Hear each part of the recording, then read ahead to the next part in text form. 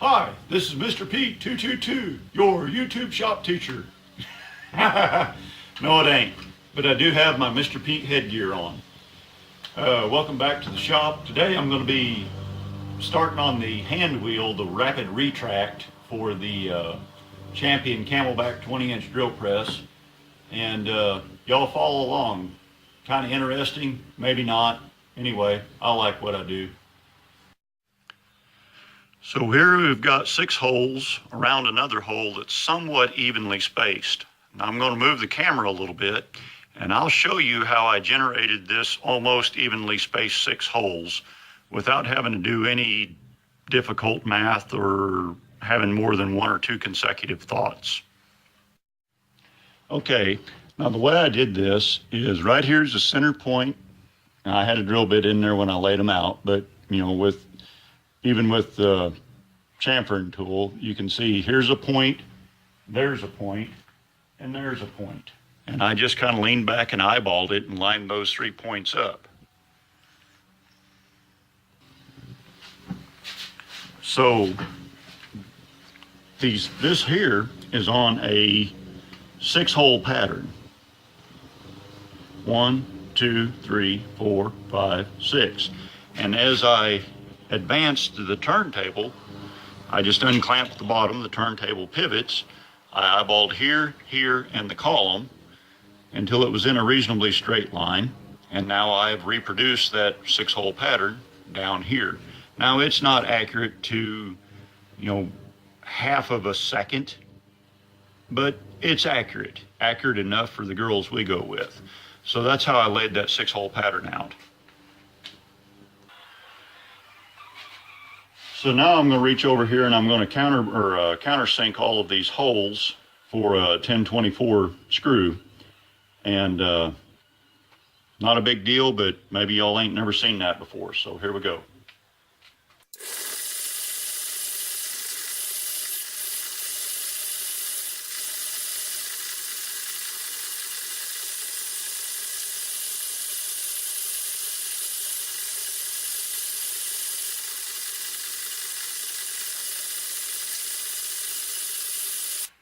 Okay, so we're back. Now off camera, well, when you last saw this, it had 6 reasonably evenly spaced holes, and then we countersunk the holes. So off camera, I took and set the plate up on here with a mark that indicates the set screw in the iron casting behind here, so that I can get it back on the same way every time, because I know these holes are not evenly spaced. So with this set on here, I took a drill bit and a electric drill and just spotted the first hole right here. Drilled it in about 1/4 of an inch deep, and then took another, I think it was 5/32. It's the pilot drill for 1032 or 1024 threads. But I drilled a hole in about 1/4 inch deep and then stuck another drill bit in there to where this would not slip. And then I just drilled out the other 5 holes about 1/8 of an inch deep, just to give me a good mark.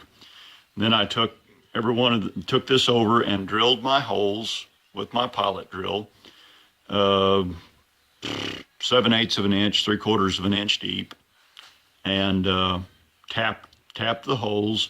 And then I took this piece here, the plate, and came back and drilled a clearance hole, I think 3/16 clearance hole for these 1024 screws. So now I've got the wheel clamped in here, and you can see it runs in. It's running pretty true. Despite my terrible torch work, it's serviceable. I think next thing I'm going to do is take some 3/4 inch strap and weld it on the back side of here to where I've got a nice rim on here, I guess you would say. And I'll do that off camera, of course. But I'm starting to like the way that it looks.